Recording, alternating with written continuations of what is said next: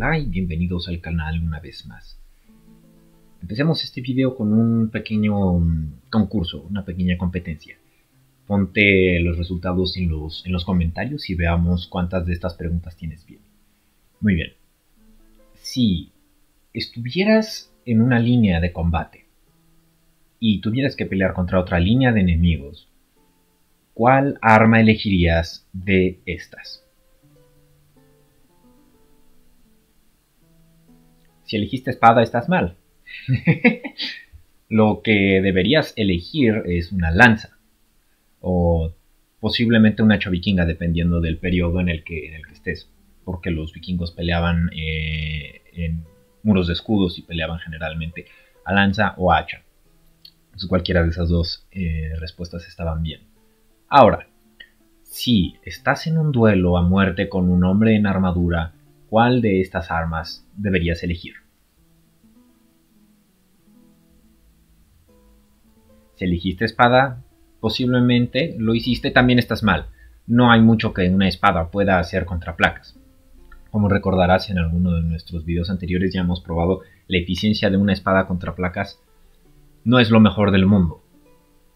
Lo que deberías agarrar en un duelo contra un hombre en armadura, si de verdad quisieras derrotarlo, matarlo o subyugarlo, sería un mazo o un martillo de guerra.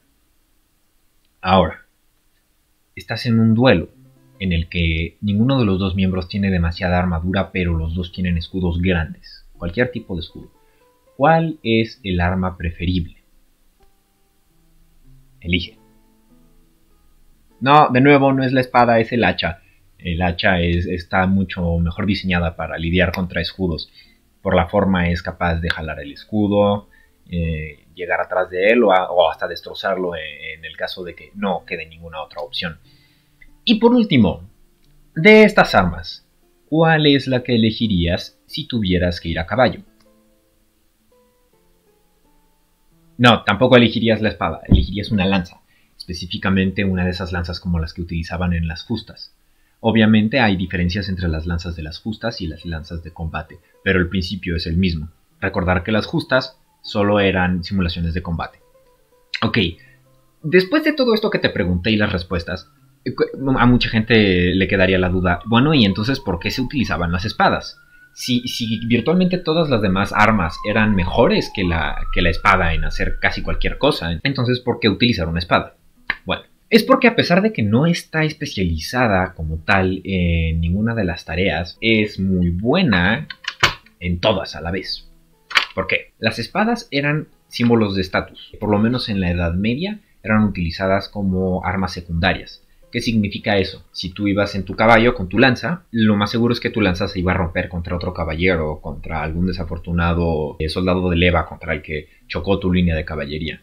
Y cuando se rompe tu lanza, no es como que quieras quedarte indefenso. Entonces tendrías tu confiable espada a un lado, la desenfundarías y entonces entrarías a combate con ella, que es mucho más difícil de romper y que tiene un poco de todas las ventajas de las armas anteriormente mencionadas. ¿Por qué? Una lanza está diseñada para tener una punta que pueda penetrar.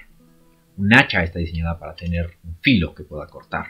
Y un mazo está diseñado para tener puntos de presión clave que puedan destrozar armadura y que puedan generar contusiones. Si pusiste atención, la espada tiene todas esas características en una sola arma. Ya sea que estuvieras utilizando un mazo, un hacha, un martillo de guerra, una lanza, lo que sea, si se te rompe o es inutilizable por alguna razón, la espada sería generalmente lo que querrías utilizar.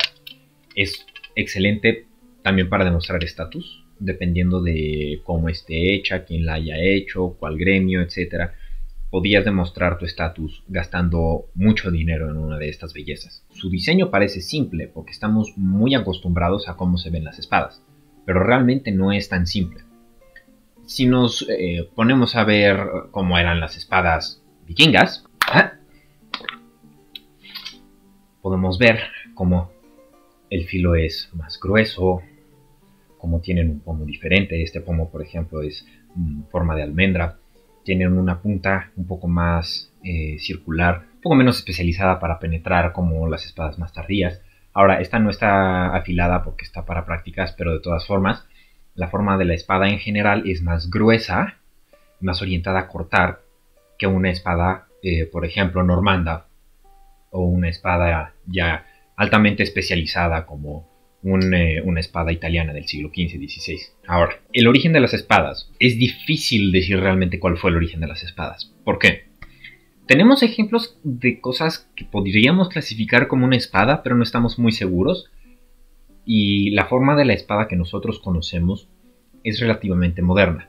¿Por qué? En el antiguo Egipto tenían estas bellezas que se llaman kopesh. Si tienes algún principio de geometría y metalurgia, te darás cuenta de que para empezar no están hechas ni de hierro ni de acero.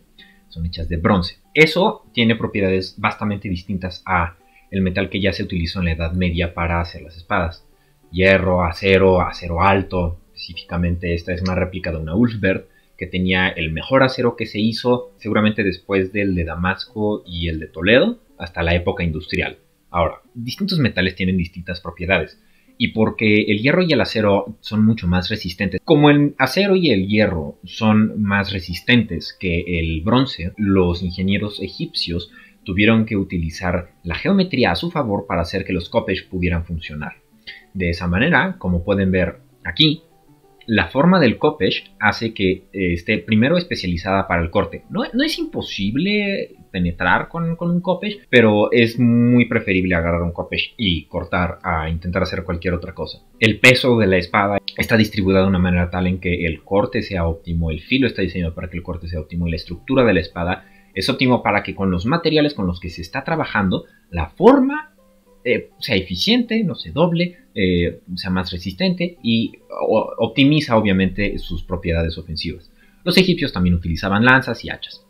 Pero el kopesh no es el primer ejemplo que tenemos realmente de una espada, pero es uno de los más sofisticados de la era antigua. Si evolucionamos en el tiempo hasta un punto en el que podemos reconocer una espada como tal, seguramente nos remontaríamos a Roma, en la Gladius. No es que no hayan habido espadas anteriores a ella, sino que la Gladius fue la más famosa y es la más icónica de la era antigua. Esa es básicamente la forma de espada que empezamos a adaptar y empezamos a modificar hasta la espada que conocemos hoy, sumando muchos elementos de otras civilizaciones. Por ejemplo, es posible que a los vikingos se les haya ocurrido la guarda como la vemos aquí. Es muy probable que la guarda ni siquiera haya sido un invento cristiano. Recordar que las espadas, como nosotros las conocemos, están diseñadas para que se vean como una cruz. Los primeros que le dieron forma de cruz no fueron cristianos. Eso es algo interesante a mantener en mente. Las espadas vikingas también se permearon a Francia a través de los invasores que se combinaron con los francos y se terminaron convirtiendo en lo que nosotros ahora conocemos como los normandos. La tecnología que trajeron se combinó con la del resto de Europa para empezar a formar pues cosas bastante útiles como los cascos normandos, como las espadas normandas, etc. Pero todo eso viene de los primeros diseños de espada que nosotros tuvimos en Europa, famosos, que fueron las Gladius. Las Gladius no eran para nada tan largas como esto que estamos viendo aquí. Las Gladius estaban diseñadas para tener un contrapeso, sí, que pesara bastante, pero no tenían guardas. Las guardas son técnicamente modernas en ese sentido. Las guardas de las Gladius eran circulares u ovales, y las espadas Gladius eran bastante cortas y el diseño de la hoja era bastante uniforme. Sí, era bastante uniforme tanto en que podía ser muy plana como que podía tener un degradado gradual, pero bastante geométrico, bastante uniforme. Esta espada, como pueden ver, es difícil definir una línea recta y es difícil definir una curva perfecta. Es muy gradual, no es tan geométrica como una Gladius, como esta. La función de la Gladius era más que nada hacer tajos cortos y clavarse, porque se utilizaba en conjunto con el scutum y no era el arma principal de un romano. El arma principal de un romano era la pila o el pilum, que era una lanza que aparte era jabalina, se podía lanzar y se podía utilizar como una lanza, porque eso es lo que preferiblemente utilizarías en una formación de escudos. Si no tienes pilum, si los gastaste todos, si se te cayó, se te rompió o tuviste que lanzar la última, entonces sacarías tu Gladius y pelearías. Eso es básicamente toda la historia de las espadas en cuanto a su función. Tienes un arma principal, tienes un arma especializada para la tarea. Ya no tienes esa arma, bueno, ahora a sacar la vieja confiable, a sacar la que nunca te falla. Es más probable que le vayas a ganar a una persona en armadura con un martillo de guerra que con una espada. Pero no es imposible derrotar a alguien con una espada, aunque esté en arnés de batalla completo. Es más probable que le ganes a una línea enemiga si tu línea está repleta de gente con lanzas. Si no tienen lanzas, si tienen espadas, están en desventaja, pero no es imposible que ganen, especialmente si están bien entrenados, si tienen buena disciplina. Si estás a caballo y no tienes una lanza y estás enfrentándote hacia una carga de caballería con lanza, muy seguramente sus lanzas te van a alcanzar antes de que tus espadas los alcancen a ellos. Entonces estás en desventaja. Pero de nuevo, si sabes usar tu escudo y tu espada, técnicamente puedes ganar. La espada está diseñada para que no pierdas tus oportunidades. Y su diseño, tanto su diseño como los materiales que se pueden utilizar en ella, la convierten en un símbolo de estatus. Era muy común que las familias tuvieran una lanza ancestral, un hacha ancestral, un arma que se podía utilizar tanto como una herramienta de batalla, es decir, un arma. Las espadas no, las espadas están diseñadas 100% para la guerra, para la batalla, para la protección personal. Entonces, si tú vas en la calle con una de estas, eres una de esas personas con la que no te quieres meter en problemas, porque o tú no quieres problemas y te han metido en muchos, o eres de los que busca problemas. Entonces, la espada ya era un mensaje, ya estabas diciéndole algo a la gente. Hay un mito que dicen que los pobres no podían tener espadas, es mentira. De nuevo, hay que preguntarnos cuándo, dónde, quién, por qué. Hay distintas zonas de Europa en las que tener una espada no era legal. Habían otras en las que tener una espada era lo más normal del mundo. La industria de las espadas era muy prolífera, especialmente en Italia y Alemania. Mucha gente cree que el utilizar una espada te haría utilizar automáticamente uno de estos escudos. Pero si eras una persona de clase media o baja que de alguna forma había logrado ponerle las manos encima a uno de estos y quería utilizar un escudo para defensa personal, traías tu espada a un lado y querías tener un escudo, no ibas a tener uno de estos, no querías entrar a la taberna con uno de esos, no querías ir a hacer tus compras con uno de esos, te comprabas una de estas bellezas. Los ingleses y los gringos les llaman buckler, también nosotros les llamamos rodelas. Como verán, no son muy eficientes contra proyectiles. Si tú vas a una batalla con una de estas, lo más probable es que una flecha te va a alcanzar. Por eso se llevaban estos a la batalla. Son más grandes, cubren más, no son tan útiles como la rodela en combate 1 a 1, pero si te tienes que acercar a un enemigo que te está disparando proyectiles, esto es mucho mejor que una rodela. Hay tanto armas como escudos y armaduras especializadas para distintas tareas. Pero si querías llevar tu espada a la plaza, al mercado, seguramente también querías llevar una rodela. La función de la espada era más o menos como la función que tienen hoy las pistolas de mano en nuestros ejércitos. Si llevas una pistola contra alguien que tiene una submachine gun o una francotiradora, estás en clara desventaja, pero puedes. Si estás bien entrenado especialmente, puedes técnicamente. Es lo mismo. Una espada te va a dar una oportunidad contra cualquier tipo de enemigo, te va a dar cualquier tipo de daño que quieras hacer, pero no es lo preferible. Repasando, los tipos de daño que hace una espada. Puede penetrar. Si hay un enemigo que tiene una armadura que es especialmente buena contra cortes, pero no es buena resistiendo penetración, puedes penetrar con una espada. Si por el otro lado tienes a un enemigo que tiene una armadura buena resistiendo penetración, pero no corte, puedes cortar. Y por el otro lado, si tienes un enemigo que es bueno resistiendo tanto cortes como penetraciones, pero no daño de contusión, puedes hacer daño de contusión. Hay un chiste recurrente por ahí, hasta en Warband, me parece, en el que dicen que hay personas con tan poca habilidad que no saben por cuál extremo se toma la espada. Bueno, es un círculo perfecto, porque tienes en un extremo eres tan ignorante que no sabes de qué lado se toma una espada, y tienes que completar el círculo en el otro sentido hasta llegar al...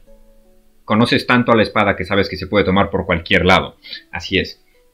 Técnicas para combatir a enemigos en arnés de batalla es tomar la espada de esta manera. No te cortas, especialmente si estás utilizando guantes, que es lo que estarías haciendo en una batalla. Tomas una espada y... Ya vimos cómo el filo no le hace nada a una placa. Lo demostré en cámara y todo, y no soy el único. Pueden ir a cualquier canal medieval La mayoría son anglohablantes, entonces si no hablas inglés, suerte con ello. Pero si hablas inglés, puedes buscar Scalagrim, Shadiversity, Lindy Beige, Schola Gladiatoria, Metatron. Todos ellos te van a hablar de lo que te estoy diciendo. Y la razón por la que no hago la misma prueba con mis placas, con esta posición, es porque sé que sí le voy a hacer daño a mis placas. Entonces no quiero sacar mi casco de placas, ni pectoral, ni nada, y hacerle esto porque sé que lo voy a dañar. No sé qué tanto, y seguramente podría repararlo, pero la verdad estoy algo ocupado y no me gustaría tener que estar reparando más cosas. De por sí, hace algunas noches se nos cayó la espada normanda y se dobló la guarda y tuve que repararla a martillazos y ahora está floja. Sí, Dark Sword Armory, no estoy muy seguro de si recomendaría Dark Sword Armory. Pero bueno, ya luego hablaremos de marcas. Pero bueno, regresando a las técnicas prohibidas. No solo puedes agarrar la espada de la forma en que te acabo de enseñar, también puedes agarrarla así. Si la agarras así, tienes más palanca, tienes más control sobre la punta, tienes mejor defensa. Especialmente si tienes guantes de metal incluso mejor. ¿Estás arriesgando tu mano? Sí la estás arriesgando. Pero si sabes ejecutar la técnica, no tiene nada que temer tu mano. Ahora, ¿para qué utilizarías una técnica como estas? En realidad, esta técnica es muy buena para hacer enganches. Si estás peleando contra otro hombre en armadura, lo que quieres hacer es ponerte lo más cerca posible. ¿Por qué? Cuando un caballero iba a batalla, no solo tenía su espada y cualquier arma que llevara de por sí. Lo más óptimo, me imagino, sería ser un caballero en placas completas, gótica, llevar un martillo de guerra, aplastar tantas cabezas como puedas del equipo enemigo, y una vez que se te cayó, se te rompió, se te perdió tu martillo de guerra, sacas tu espada. Pero no es lo único que tienes, también tienes una rondela o una daga, yo le llamo daga de misericordia por la institución de la daga de misericordia, la traerías atrás, sería una daga corta. Y esta daga está diseñada específicamente para entrar en los puntos débiles de la armadura. Entonces, si tú quisieras combatir contra un enemigo en armadura, la mejor oportunidad que tienes es intentar hacer un enganche, intentar subyugarlo de alguna manera, tirar su arma, tirarlo al piso, y una vez que lo lograste, esto es más óptimo que cualquier otra posición con la espada, en mi experiencia. Una vez que ya lo tienes en el piso, el control que tienes en la punta puede hacer que entre en los huecos de la armadura, que entre en la visera. Y si es incluso difícil hacerlo así porque necesitas de la espada para seguir haciendo el enganche o mantenerlo subyugado, sacas la rondel y lo matas o lo rindes. Pero esta posición te permite entrar en combate mucho más cerrado, mucho más cuerpo a cuerpo. No es tan distante como traer 2 lanzas, 2 alabardas, 2 martillos de guerra. Esto es para sentir el respirar de tu oponente, el tenerlo frente a frente. Si sabes utilizar una espada, puedes hacer básicamente cualquier cosa con ella. Entonces, no es raro ver gente que iba a batalla con ellas, nada más, pero no habría sido lo más óptimo. Mientras más fue avanzando la Edad Media, se fueron haciendo más accesibles las espadas. Obviamente habían tipos de espada que no eran accesibles para todo el mundo. Y habían tipos de hierros y aceros que eran especialmente utilizados para distintos tipos de espada. Entonces, por sentido común, si tú eras un granjero de Sevilla, muy seguramente no habrías podido permitirte la misma espada que el rey. Pero mientras más avanza la Edad Media, lo más seguro es que hubieras podido tener una espada. Habían espadas muy grandes, que se llamaban montantes, eran utilizadas para defensa propia en España. Los alemanes las llaman Zweihander, y me parece que los italianos tenían un nombre diferente para ellas. Pero no solo están estas titánicas espadas que son del tamaño de un hombre, habían espadas de una mano, y de hecho las primeras escuelas de esgrima que empiezan a abrirse, se empiezan a abrir por el siglo XII-XIII, y te empiezan a enseñar específicamente a cómo combatir con espada de una mano y la rodela. No confundir con la daga rondela, son distintas. Bueno, esa rodela se utilizaba en duelos por la practicidad de estar cargando una rodela en vez de uno de estos escudos. Entonces, las escuelas de duelo enseñaban a combatir espada de una mano y a rodela, porque esas eran las técnicas de defensa personal que se necesitaban en esa época. Me parece que en Inglaterra no era tan legal conseguir una espada. Y mientras más al este vas, es más difícil para empezar a hacerte rico y para continuar que las cosas sean legales como espadas o sí, simplemente la libertad. Pero cuando alguien te diga en la Edad Media las cosas eran así, pregúntate, ¿en qué parte de la Edad Media y en qué etapa de la Edad Media? Recordar que la Edad Media es un milenio de historia completo. Piensa que si contamos a los primeros caballeros a la entrada de la Edad Media como hombres que montaban a caballo con prácticamente las mismas técnicas que los romanos, prácticamente équites bárbaros, y lo comparamos con un caballero del siglo XV-XVI, un caballero en armadura gótica o maximiliana, son 1100 años de distancia entre esos dos. Ahora cuenta que de que terminó la Edad Media en el siglo XV a nosotros son 5 o 6 siglos. Entonces, si nosotros hacemos muchísimos matices desde el siglo XV hasta la actualidad, es imperativo que hagamos lo mismo desde el siglo V hasta el siglo XV. Ya para cerrar el video, hay que recordar que las técnicas para utilizar espada requieren mucha más fineza. Si tú estás utilizando una espada contra alguien en lanza, es más probable utilizar buena técnica para romper la lanza. He visto duelos en YouTube de gente que tiene una lanza contra alguien que tiene una espada.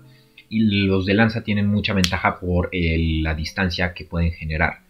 Si el de la espada rompe esa distancia, el de lanza no tiene nada que hacer contra él.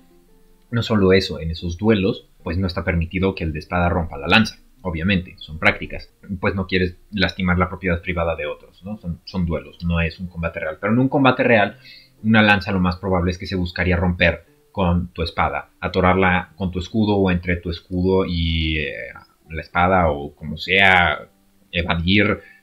Tu prioridad sería definitivamente romper la lanza y luego hacer que tu oponente sacara su arma secundaria, generalmente una espada, y entonces entrar a combate a corta distancia. Pero gracias a esa versatilidad que tiene la espada, a la técnica que se puede utilizar, es que se volvió tan famosa y evolucionó y llegó hasta nuestros días. Lo que en mi opinión es una bastardización de lo que realmente es una espada, pero llegó hasta nuestros días como un símbolo de estatus, como un símbolo deportivo, como un símbolo de fineza.